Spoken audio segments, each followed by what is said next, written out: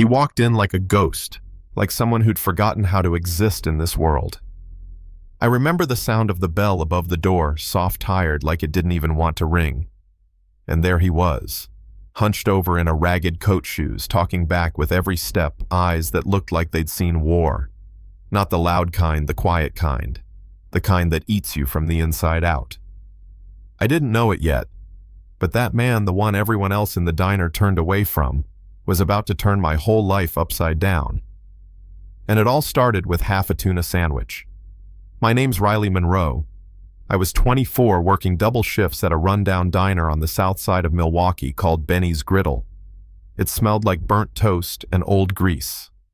Not exactly a dream job, but it kept the lights on most of the time.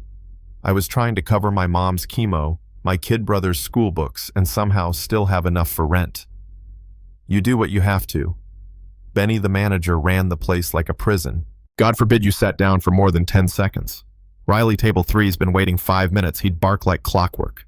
My sneakers had holes. My back hurt constantly. But I smiled like I meant it, for the tips, for the hope. Maybe for survival. It was past 2. The lunch rush had died.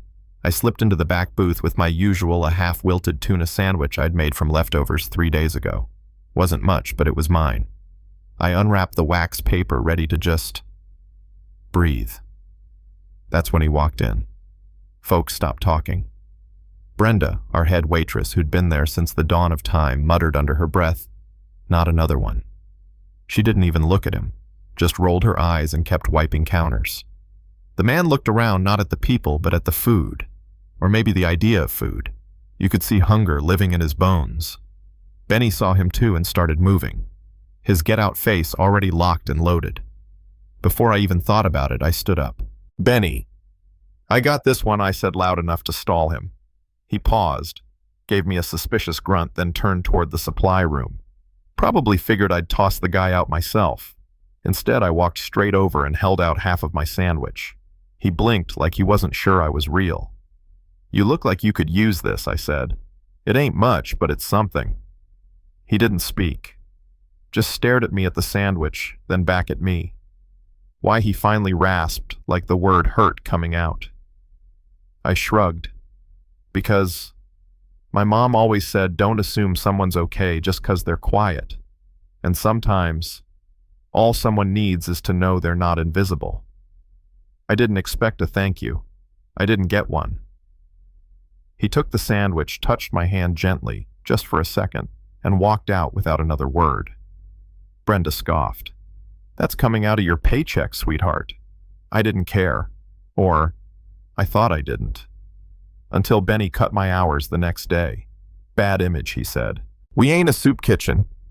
I wanted to scream, but I didn't. I just swallowed it like I always did. That night I found something wedged in the booth where I'd sat, a strange black coin. Heavy, no markings except for a tree with no leaves on one side, and a K with a knight's helmet on the other. I didn't know what it meant. Just felt important. A few days later, my mom's hospital called.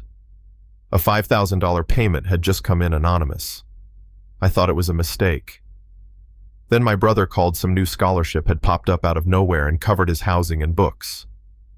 And I kept thinking about that man. The one with the hollow eyes. The coin. The silence.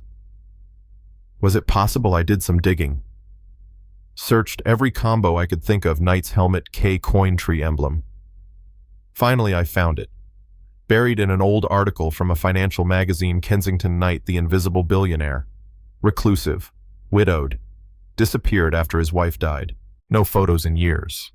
But the logo, that was it. The coin was his. I couldn't believe it. The man I fed half a sandwich to was worth billions. And he left me a calling card. More strange things started happening.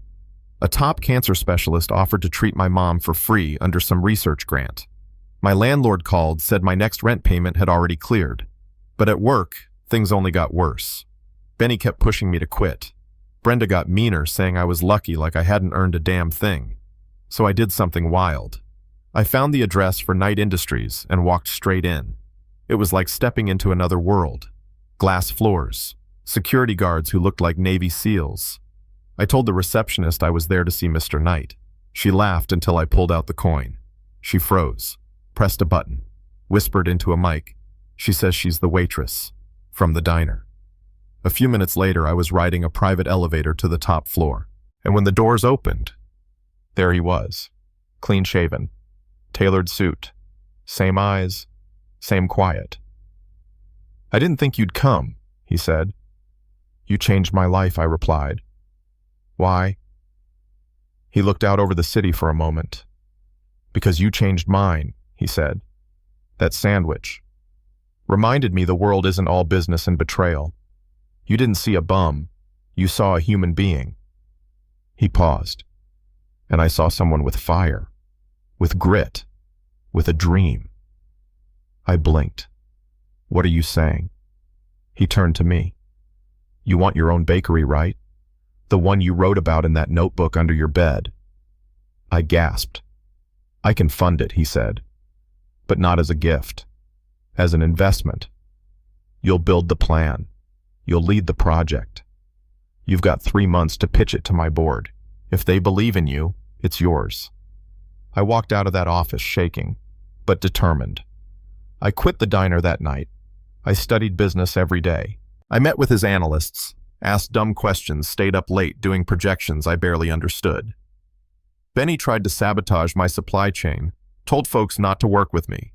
I went around him, found local farms, built a brand that meant something. When I finally presented my plan to the board, they didn't clap. They grilled me. "What about margins?" one of them growled. "You're donating bread sourcing organic. You'll bleed money." I smiled. "Maybe in the short term, but we're building loyalty, not just loaves. People don't come for bread, they come for purpose. They'll come because it matters." The room went silent. Then Knight stood up. "That's enough.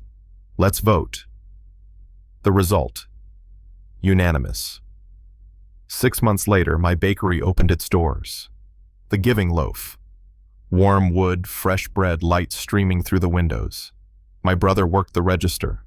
My mom, healthy again, sat by the window with tea every morning. Brenda never called. Benny. He walked in one day, ordered coffee. Didn't recognize me at first. When he did, his face turned pale. I handed him his drink with a smile. On the house. And then one afternoon, Knight came in. No limo. Just him in a sweater and jeans. I asked, "What'll it be?" He smiled. This time, a full sandwich. We sat in the back booth, the one where it all started, and just talked.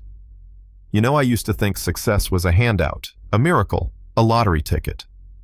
But it's not. It's grit. It's showing up even when you're tired. It's believing people still matter." So here's my question to you, whoever you are, wherever you're watching from. Have you ever given something small and had the world give back something bigger than you could have imagined? Drop your thoughts in the comments. Let's talk about kindness, justice, and the power of choosing to see people, not just their problems. And if this story moved you, hit like, share it with someone who needs hope, and subscribe because we're just getting started.